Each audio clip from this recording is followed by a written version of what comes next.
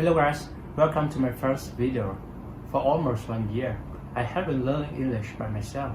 Before that, I could understand some basic English, but speaking was very difficult for me. I often knew the words, but I could not use them in the real conversation, and I also needed a lot of time to translate everything in my head before I speak. And I guess you know that feeling, right? But now I can confidently talk with people from other countries and use English in my daily life. I know my English is still not perfect. I still make mistakes every day. But in this video, I want to show you how I learned English by myself and the methods that work for me. My name is Nam, but you can call me Gozo. It's my favorite anime character. Anyway, let's get started. For the first 2 months, I mainly focused on pronunciation. My sister told me that pronunciation was a very important starting point. If I knew how a word should sound, it would be easier for me to recognize that word when someone said it right.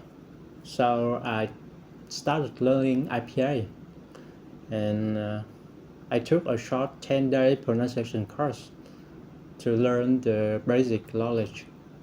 After that, I continue practicing every day by myself. I learned how to move my mouth, tongue, lips to make each sound, and then I repeated the sounds again and again. At first, it felt like strange and a little funny, but after practicing every day, the movements became more natural. For example, when I learned the sound, I repeated the words with that sound whenever I had free time. Words like father, mother, weather, weather, mother. I said them again and again, even while I'm driving the street. You might think it's a little crazy, but it really helped my mouth get used to the sound. But yeah, you do not need to sound exactly like a native speaker. The goal is to speak clearly enough for other people to understand you. Yeah. At the same time, I learned vocabulary every day. I used the very popular method called spaced repetition. The idea is quite simple. Instead of reviewing every word every day, you will learn each word at the right time, usually just before you are likely to forget it. Easy words appear less often, while words with greater complexity are revealed more frequently. By the way, I'm a developer, so when I started learning vocabulary, I created a simple website for myself. It was an early and very basic version of EngDaily, which has now become my business. I was very consistent with vocabulary and rarely missed a day. Whenever I found a new word while reading a book or watching a video, I set it to my website that I had built. The next day, the website reminded me to learn and relearn that word through some simple exercises. This method worked very well for me because I did not only see a word once and then forget about it. I relearned it many times over a longer period. Yeah. Today, my personal word bank has about 4,000 words. Of course, this doesn't mean that I could use all of them perfectly, but this word gives me a strong base for reading, listening, and speaking. Yeah. I divided my week between reading and watching English content. For example, I might practice reading today and watching the movie or TV show the next day. For reading, I started with the English version of Harry Potter Have you ever heard of that name? For me, I had already watched the Harry Potter movie, so I knew the characters and the main story. Because of that, I thought the books would be easier for me to understand.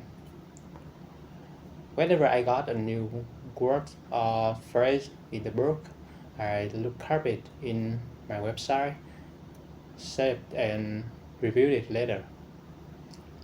It helped me learn words in the real story instead of learning them from a random list.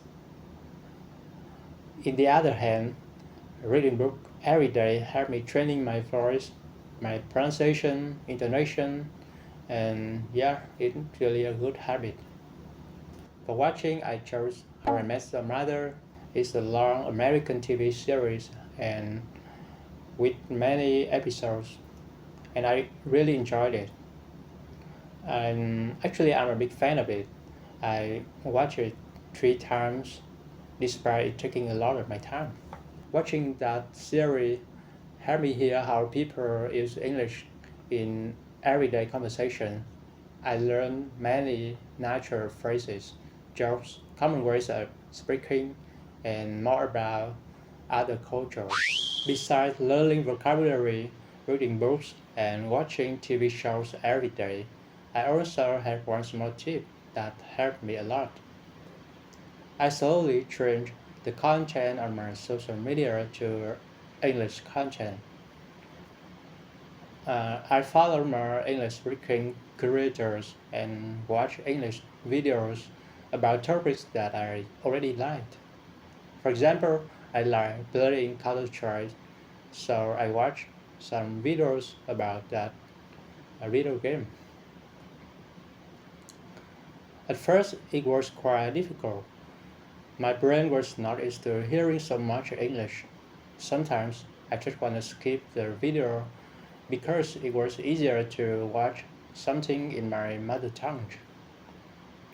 But after a few weeks, English content started to feel more natural. I even enjoyed it a lot, especially videos where creators interview people on the street. It felt like I was living in a small English environment. Yeah, true.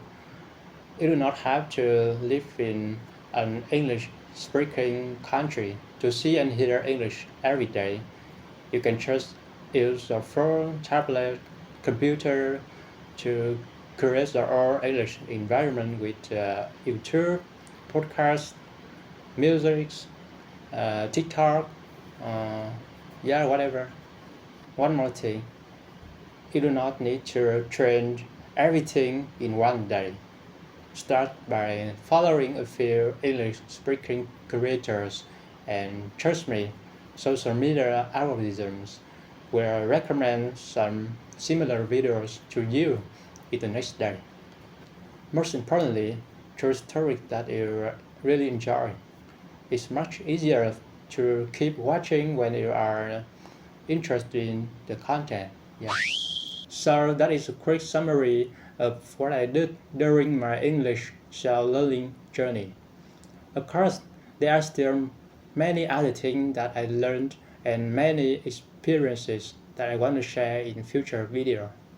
And by the way, I'm building the English website and mobile application to help people build their English learning habit. And thank you so much for watching my first video. See ya!